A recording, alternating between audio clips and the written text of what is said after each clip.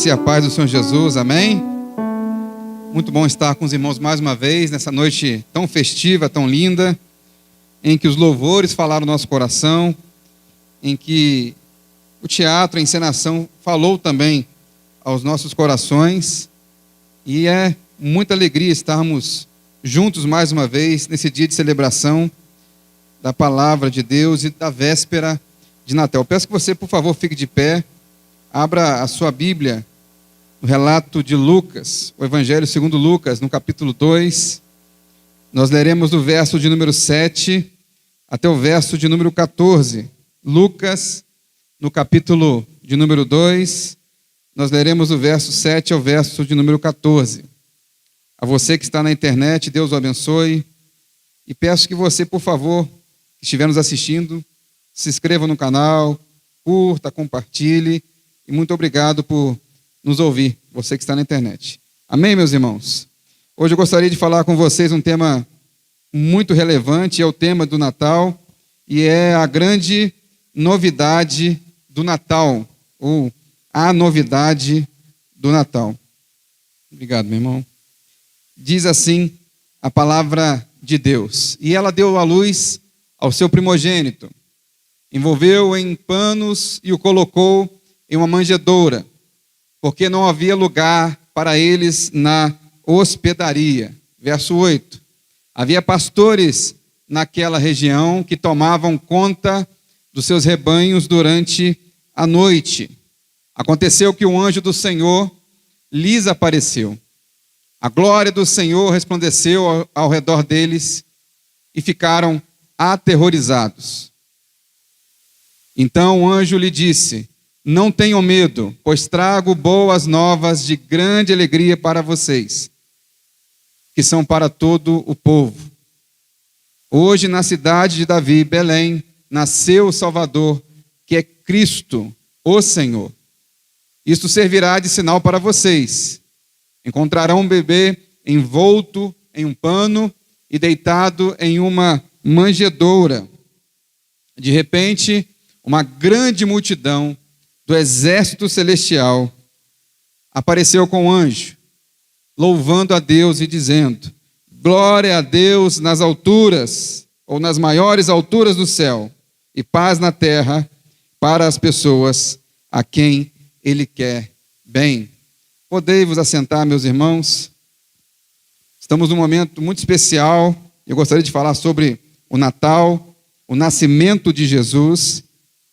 Mas é interessante que nós vivemos num mundo tão moderno hoje que até algumas práticas estão sendo atualizadas. Algumas práticas. Por exemplo, era muito comum que as crianças mandassem cartas para o Papai Noel. E quer ele exista ou não, tem criança aqui, se ele existe ou não, ainda vou deixar essa para os pais resolverem com seus filhos. Mas se mandava cartas, mandava pelos correios cartas de Natal. Hoje, se uma criança tendo condições, e algumas já têm essa condição, se botasse um número telefônico para o Papai Noel, elas enviariam uma mensagem no WhatsApp: olha, Papai Noel, meu presente é esse ou aquele.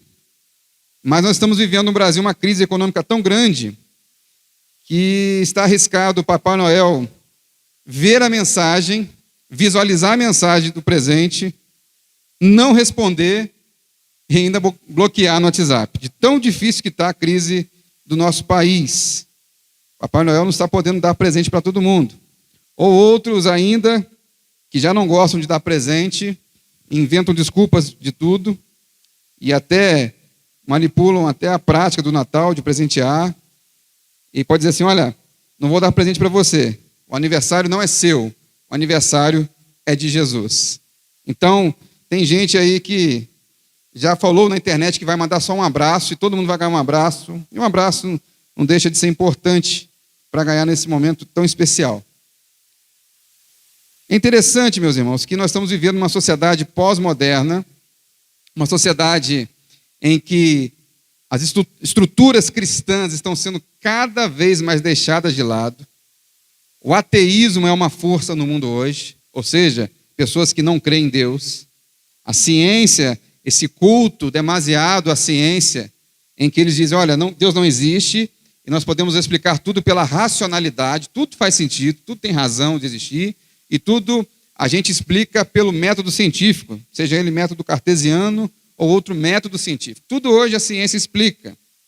Isso tem gerado, principalmente na Europa, nos Estados Unidos, muitos ateus, pessoas que não acreditam em Deus, ou, no máximo, agnósticos, pessoas que deixam a possibilidade de existir um Criador, mas elas mesmas, como não conhecem a Deus, elas não creem em Deus. Um homem muito conhecido no mundo hoje é chamado de Richard Dawkins. Ele é o pai do ateísmo moderno. Ele escreveu um livro, Deus, um delírio. Deus, um delírio. Ficou muito conhecido no meio acadêmico, vendeu muito, best-seller em alguns lugares. Só que Richard Dawkins, agora já numa fase mais avançada da vida, afirmando ainda ser ateu, ele disse que talvez nós deveríamos continuar sendo cristãos culturais. E o que seria o cristianismo cultural? É você viver na rotina em que o cristianismo oferece, ou seja, celebrar o Natal, celebrar a Páscoa, celebrar em outras tradições, outras festas, mas mesmo sem acreditar que exista um Deus. Ou seja, o cristianismo enquanto fruto de uma sociedade, enquanto nós estamos numa sociedade que é moralmente cristã, alguns valores são válidos para esses ateus, outros nem tanto. Ele está sentindo saudade do cristianismo e dessas celebrações. Eu vou te explicar por que ele está sentindo essa saudade.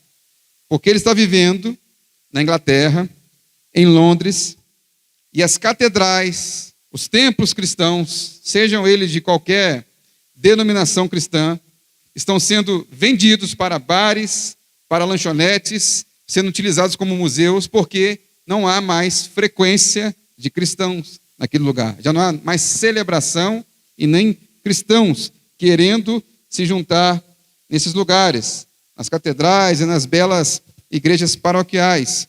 É um movimento do ateísmo ganhando força, em que você não leva o seu filho para a igreja, porque a igreja é um mero conto da carochinha, é uma mera mentirinha que dá um conforto, que dá um alento, que faz, segundo eles, tá, gente? Não é a minha opinião, naturalmente. Faz as pessoas viverem uma vida mais tranquila, mais confortável. Os ignorantes vivem o cristianismo, os iletrados vivem o cristianismo, as pessoas sem conhecimento acadêmico vivem o cristianismo. Porque quem é cristão, ou melhor, quem tem um nível superior de ensino não pode ser cristão e não pode acreditar nessa mera história. Mas tem acontecido o fenômeno em que imigrantes estão chegando na Europa, muitos deles de origem muçulmana. E um exemplo disso, que está acontecendo, por exemplo, em Londres, um prefeito chamado Sadiq Khan, prefeito de Londres hoje, ele é de origem paquistanesa, ele é muçulmano. Esse homem enfeitou as cidades com luzes comemorativas no Ramadã. Ramadã é um mês sagrado dos muçulmanos em que eles dedicam a jejum e oração. E lá em Londres, então, se enfeitou, se ornamentou todo para celebrar essa data muçulmana. E, ao mesmo tempo, nessa mesma cidade, deixaram de praticar a Páscoa cristã, deixaram de praticar o Natal e as outras celebrações que são consideradas cristãs.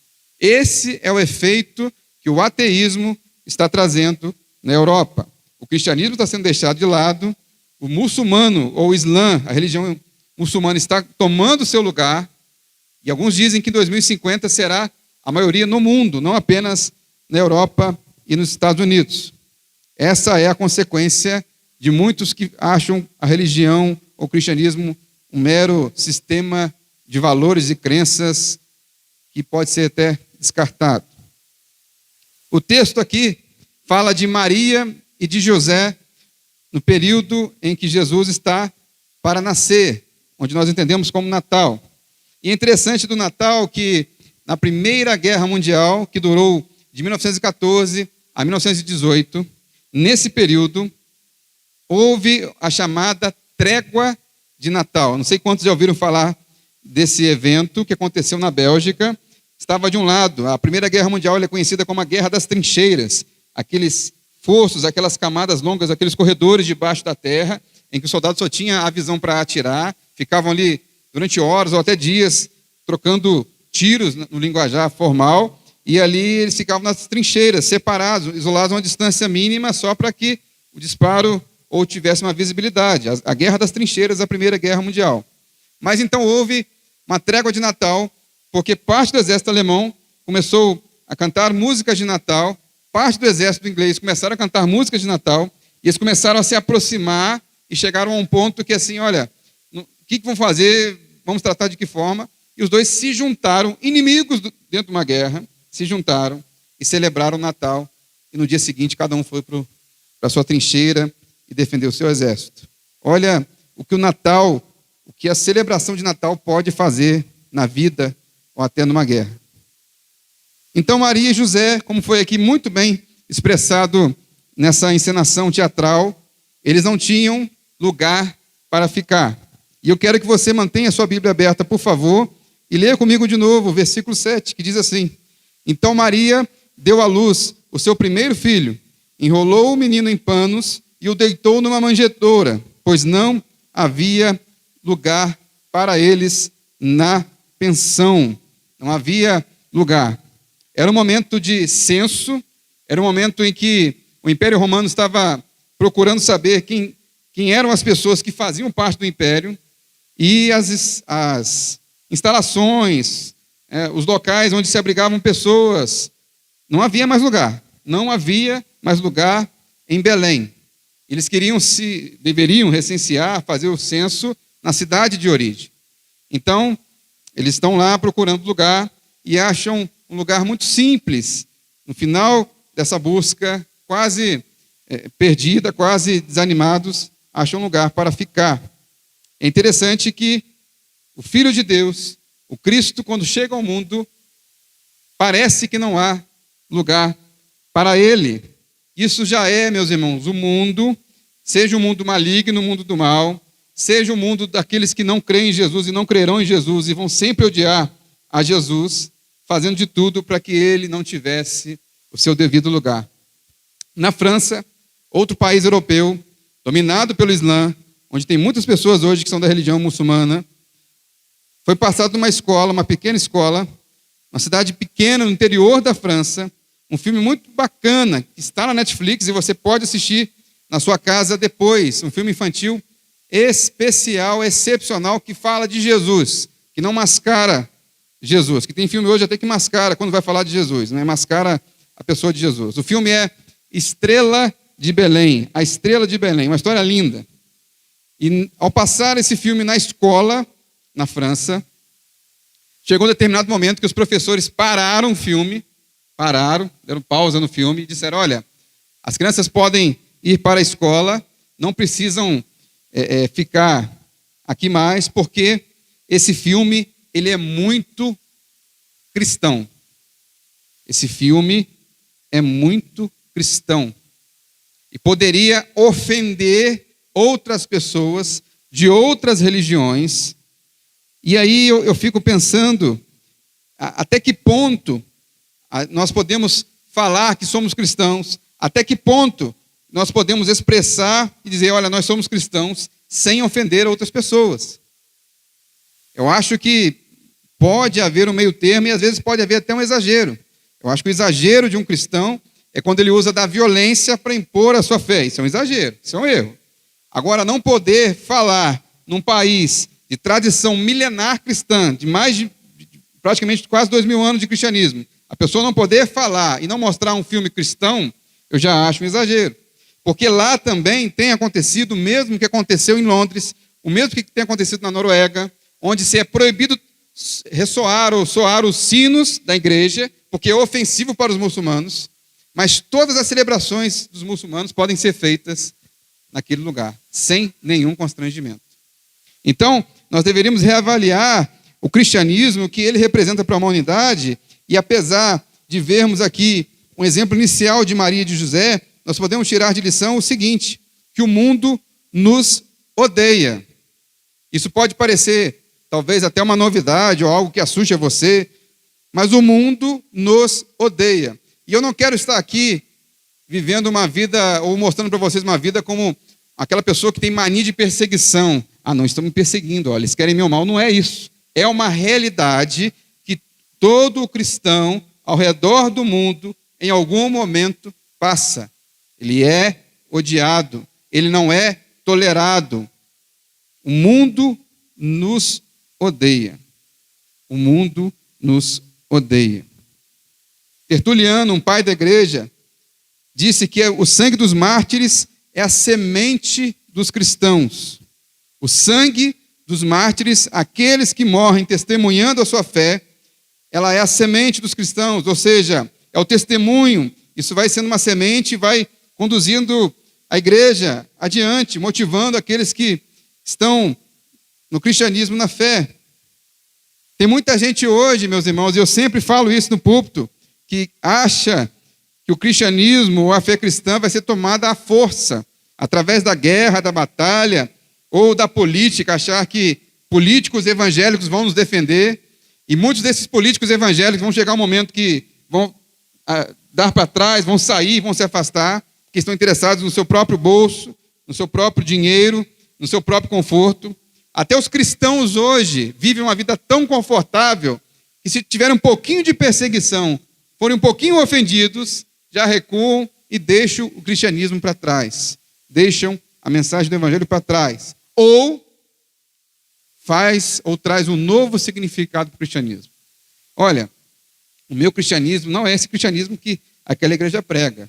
Olha, o meu cristianismo é um cristianismo mais light, mais tranquilo.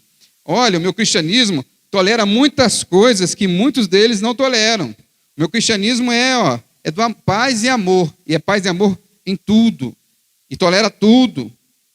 E aceita tudo. O cristianismo é uma religião de valores e princípios. E tem princípios que são inegociáveis. Princípios que são inegociáveis. Mas o mundo nos odeia.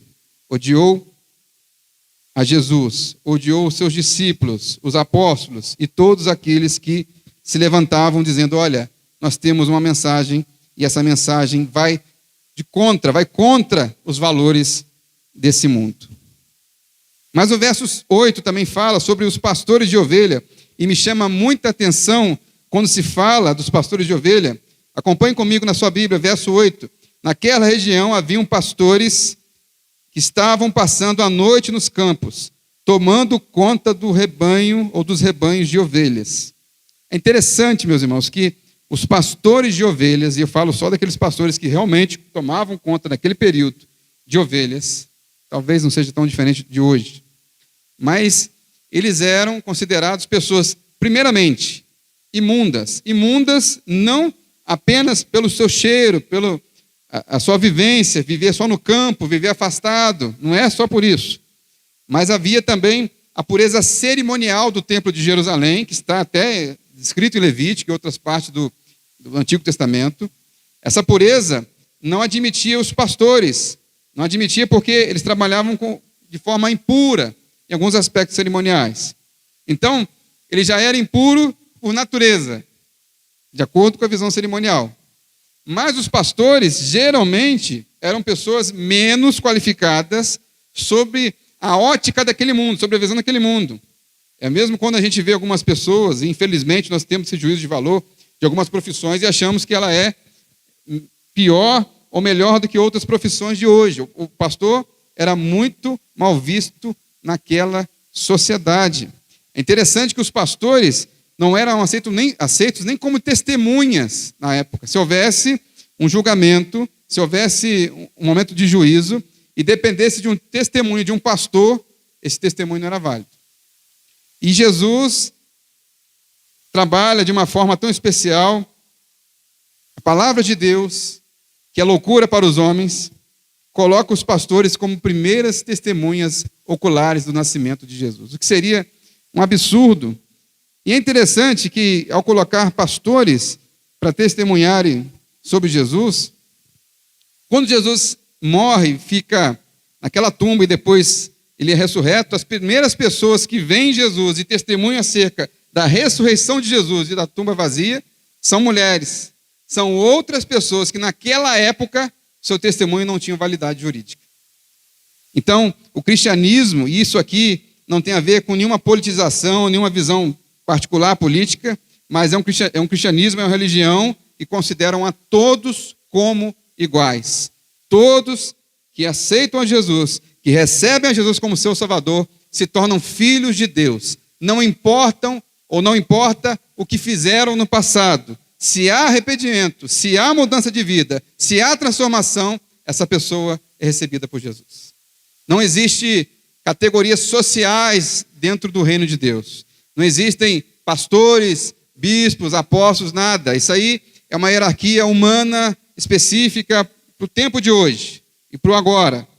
Mas no reino de Deus não há hierarquia. Todos aqueles que são chamados filhos de Deus têm o mesmo tratamento. E Jesus está aqui já valorizando pessoas que não eram valorizadas na sociedade da sua época, para mostrar que ele veio para os doentes e não para os sãos. Ele veio para aqueles que precisavam de salvação, não aqueles que achavam que tinha salvação e não tinham. Para aqueles que precisavam de receber o amor de Jesus, não para as pessoas que se sentiam amadas de maneira hipócrita, falsa. Este é o testemunho de Jesus. Esses mesmos pastores que estavam lá perto, alguns deles tomavam conta das ovelhas, dos animais que também eram levados ao templo como sacrifício. Você sabe que na antiga aliança era feito de forma rotineira, às vezes anual, às vezes um tempo menor, sacrifício com ovelhas. E é interessante que o pastor que levava as ovelhas para o sacrifício estão testemunhando agora o sumo pastor, o Cordeiro de Deus, que vem para tirar o pecado do mundo. Olha a riqueza desse texto, olha a riqueza dos pastores, a nobreza dos pastores ao testemunharem o nascimento de Jesus. Outro exemplo que nós podemos falar sobre pastores e de ovelhas é o rei Davi. Vocês conhecem muito bem a história do rei Davi, menor dos seus irmãos, talvez o mais franzino do aspecto físico, não tinha a mesma força, talvez não tinha a mesma estatura que seus irmãos mais velhos, mas era pastor de ovelha, já tinha enfrentado leão, já tinha enfrentado urso, já fez de tudo para salvar e manter as suas ovelhas no lugar, se tornou o rei de Israel e faz parte da geração de Jesus. Quando Jesus e quando a providência divina chega nesse texto, ele mostra que Jesus veio para mostrar que o Rei dos Reis veio para servir e não para ser servido. Ele sabia que não seria aceito pelos grandes círculos de pessoas esclarecidas ou conscientes. Jesus, como eu já falei, não veio para os intelectuais, apesar dele ter toda a sabedoria do mundo. Ele não veio para tentar convencer reis, príncipes sobre o seu reinado. Ele mesmo disse que o reino dele não é deste mundo. E muitas pessoas confundiram o reino de Jesus com o reino deste mundo. O próprio Judas, achando que Jesus ia tomar Jerusalém, ia tomar a Galiléia, ia tomar a Judéia, ia tomar o território, ia conquistar o reino e falar assim, olha, agora eu sou o novo rei dos judeus, estou assentado num trono aqui nessa terra. Jesus nunca se preocupou com reinos humanos. Ele veio para servir. E nós também devemos servir a Deus. Mas o verso 9 ao verso 12 fala então dessa novidade do Natal, dessa notícia do Natal. Verso 9 diz assim, então o anjo do Senhor apareceu e a luz gloriosa do Senhor brilhou por cima dos pastores. Eles ficaram com muito medo, mas o anjo disse, não tenham medo, estou aqui a fim de trazer uma boa notícia para vocês.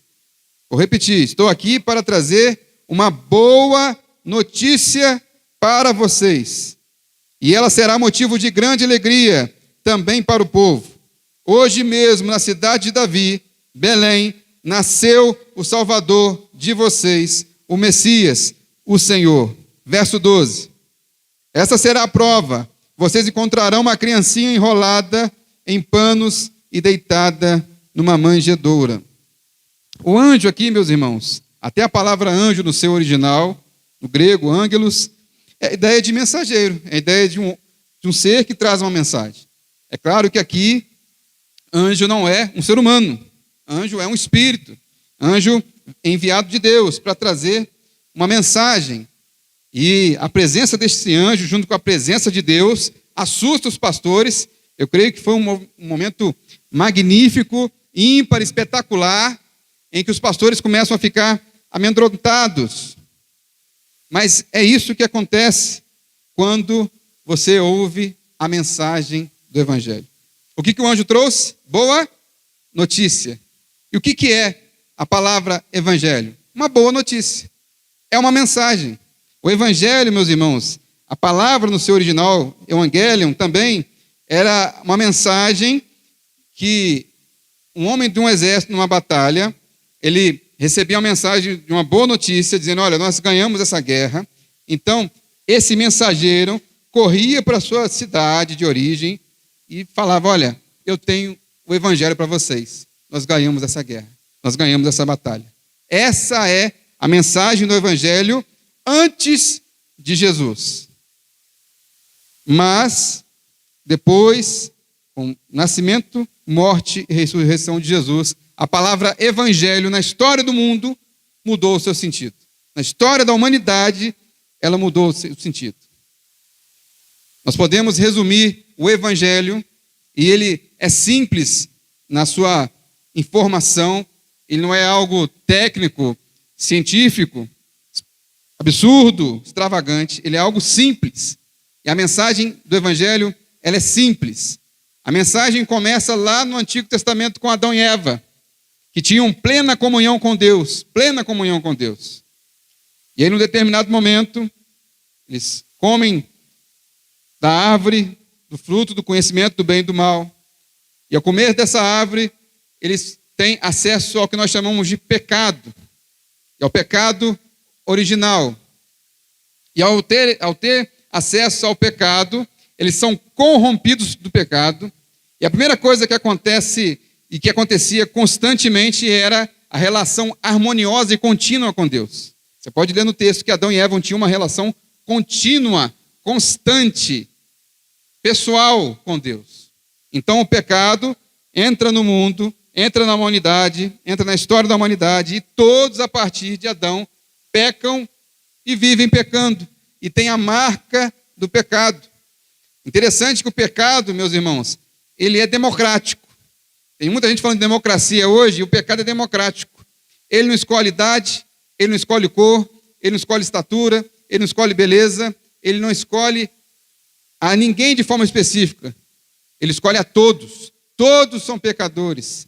Todos carecem da graça de Jesus. Mas Deus, a sua infinita misericórdia, ao longo dos séculos, na sua providência divina, traz o seu Filho amado a esse mundo, para que esse Deus, homem encarnado, venha à terra e morra numa cruz, uma cruz vergonhosa, uma cruz que era a pior punição para a humanidade, para um homem naquela época, e ele morre para que nós tivéssemos o pecado plenamente perdoado. Na antiga aliança, os homens levavam ofertas a Deus, e essas ofertas eram temporárias. O cordeiro expiava, eliminava o pecado parcialmente e temporariamente. Mas agora, com o sangue de Jesus Cristo vertido no Calvário, nós podemos ter a certeza da salvação. Nós podemos ter certeza da vida eterna. Nós podemos celebrar a vida e não a morte. O que aconteceu com Adão e com todos aqueles que não recebem a Jesus como seu Salvador. Morte eterna, separação. Jesus traz reconciliação e vida eterna. Mas o anjo diz, não tenham medo. Não tenham medo. E é essa mensagem, a mensagem do Evangelho, que tem que ser colocada nos nossos corações para que nós não tenhamos medo. Não é medo de altura, medo de acidente de carro, traumas. Não estou falando disso. Eu estou falando que você não tenha medo da morte. Se você sair daqui e morrer nesta noite ou amanhã, se você tem a Jesus, você pode morrer sem medo. É desse medo que eu estou falando e o que a palavra de Deus está falando nesta noite. Então, Jesus é o cumprimento da profecia, Jesus é o cumprimento da promessa, e é Ele que nos traz vida e vida eterna. Mas o verso 13 e 14 fala a seguinte expressão: glória a Deus nas alturas e paz na terra aos homens que Ele quer bem. É o verso 14, diz dessa forma. O verso 13 diz assim: no mesmo instante apareceu junto com o anjo uma multidão de outros anjos, como se fosse um exército celestial. Eles cantavam hinos de louvor dizendo: glória a Deus nas maiores alturas. Cantamos aqui hoje, nessa noite. E paz na terra para as pessoas a quem Ele quer bem. Quem tem a Jesus tem a paz. Quem tem a Jesus tem a paz. E não é a paz que o mundo oferece. João, no capítulo 14, verso 26, diz: deixo com vocês a paz. É a minha paz que eu lhes dou. Não lhes dou a paz como o mundo a dá. Não fiquem aflitos, nem tenham medo. A relação aqui está entre paz e não ter medo. Romanos capítulo 5, verso 1 diz: portanto, uma vez que pela fé fomos declarados justos, temos paz com Deus por causa daquilo que Jesus Cristo, nosso Senhor, fez por nós. Paz aqui, meus irmãos, é no sentido de comunhão com Deus, é no sentido de relacionamento com Deus, é no sentido de você ter acesso a Deus. Porque uma outra característica do pecado é você não ter acesso a Deus. Eu já falei aqui uma outra vez que é interessante que em algumas religiões de matriz africana e lá nos povos de algumas tribos da África, eles ficam impressionados como você, um cristão, pode se ajoelhar e orar diretamente a Deus. Eles acham isso sensacional. Porque para eles existem os espíritos bons e ruins, e você consegue ter acesso, no máximo, a esses espíritos bons e ruins. É só isso. Mas acesso a Deus, o Criador, o Todo-Poderoso, é algo para eles inalcançável. Mas nós temos paz com Deus e podemos ter comunhão com Deus. E às vezes você tem essa comunhão, você tem essa paz, e se esquece de se relacionar com Deus através da oração, da leitura bíblica e de outras formas que a Bíblia nos manda fazer. Tiago, no capítulo 4, verso 4, diz: adúlteros, não percebem que a amizade com o mundo os torna inimigos de Deus? Repito, se desejar ser amigos do mundo, tornam-se inimigos de Deus. A amizade com o mundo é inimizade com Deus. Aqui, eu não estou dizendo para você viver distante do mundo. Muitos tentaram fazer isso. Os primeiros cristãos começaram a tentar enfrentar o pecado, vivendo uma vida de castidade, mas uma vida distante das pessoas, em que alguns dormiam até em cima de árvores, outros dormiam na chuva, outros dormiam sem colchonete, achando que aquilo ali era uma tentativa de ter relacionamento de Deus e se distanciar do mundo. Você, enquanto cristão, deve viver no mundo. Você deve viver neste mundo. O que você tem que fazer, ou o que você não deve fazer, é se contaminar com este mundo. Você tem que viver neste mundo, viver no seu trabalho, viver na sua escola, viver em todos os locais possíveis que são comuns a todos e ser luz e não trevas. Apesar de que hoje, infelizmente, se ouve tantos relatos de gente que se diz cristão, se diz afastado do mundo e é uma pessoa antipática, uma pessoa ruim e que gera mais problema, mais vergonha para o evangelho do que se ela não fosse cristã. Existe sim. E nós somos cobrados por isso. Somos cobrados o tempo todo. E somos lembrados o tempo todo. Olha, você falou que é crente ou ninguém nunca ouviu essa expressão na vida? Você falou que é evangélico, você falou que é pastor ou irmão ou algo do tipo. Nós somos cobrados o tempo todo por isso.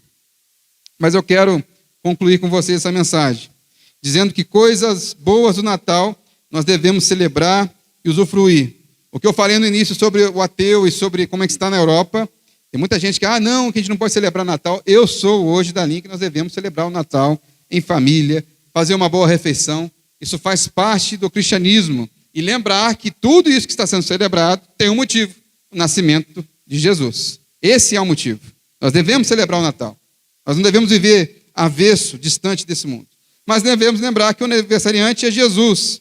E aqui eu quero fazer um trocadilho interessante com algumas lojas que fazem da seguinte forma, que dizem, olha, hoje é aniversário de comemoração dessa loja, mas quem ganha um presente é você. Já ouviram essa expressão, já? Isso é um marketing dessas lojas aí, não tem nada de errado nisso. Lojas lojas que celebram o aniversário delas dando um presente, ou dizendo que vão dar presente para alguém. Mas hoje, ou dia 25, ou dia 6 de janeiro, é aniversário de Jesus, mas quem ganha o presente é você.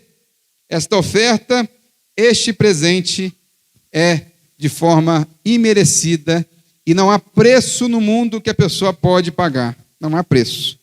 Você só precisa se render a Jesus, render-se a essa mensagem, tirar a arrogância do seu coração, dizer, olha, eu preciso de Jesus, eu preciso dessa mensagem. É interessante que muitas das vezes eu ganho algum presente, inclusive alguns livros, dou livros, e é muito bom ganhar livros, eu gosto, tá, meus irmãos? Eu vou deixar aqui essa dica aí para o meu aniversário, 12 de fevereiro, tá? Não é o aniversário de Jesus, é o meu aniversário. Mas às vezes eu fico até sem graça, ou fico preocupado de coração, quando eu recebo um presente como um livro, e eu não consigo parar para ler um livro, ou aquele livro, ou outro presente, uma camisa, que eu não consigo utilizar. Eu fico sem graça por quê? Porque a pessoa se dispôs a ir a uma loja, ou comprar pela internet, a pessoa se dispôs a dar esse presente, independentemente do valor financeiro, mas ela teve a iniciativa de dar um presente. E eu, às vezes, não trato esse presente da melhor forma possível. Isso pode acontecer comigo, pode acontecer com vocês também. Mas Jesus hoje mostra para nós o maior presente da humanidade, o maior presente que nós podemos receber. E, às vezes, nós nem abrimos o embrulho, às vezes nós nem utilizamos desse presente que está aqui registrado, às vezes nós nem usamos e reconhecemos e temos gratidão por esse presente.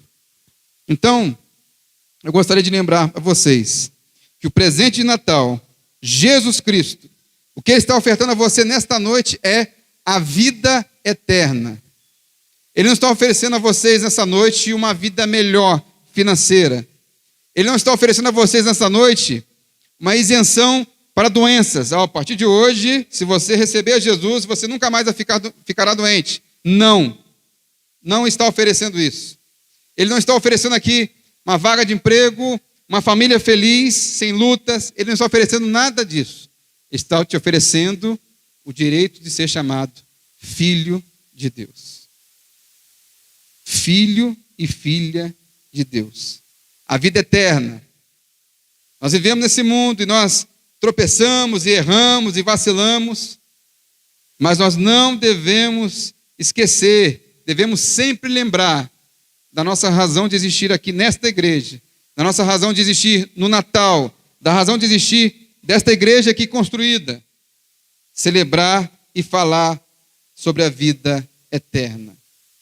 Tem muita gente vivendo como se não houvesse amanhã, e às vezes para elas pode ser a morte eterna, pode ser a separação eterna de Deus, porque ela vive sem Jesus, vive sem a esperança, vive sem a alegria, deita na cama e dorme, às vezes até por conta de um remédio, mas se esquece da esperança e da alegria que está em Jesus. O capítulo 2 de 1 João diz assim: meus filhinhos, escrevo isso a vocês para que não pequem, porém, se alguém pecar, temos Jesus Cristo, que faz o que é correto, ele nos defende diante do Pai. Verso 2, é por meio do próprio Jesus Cristo que os nossos pecados são perdoados.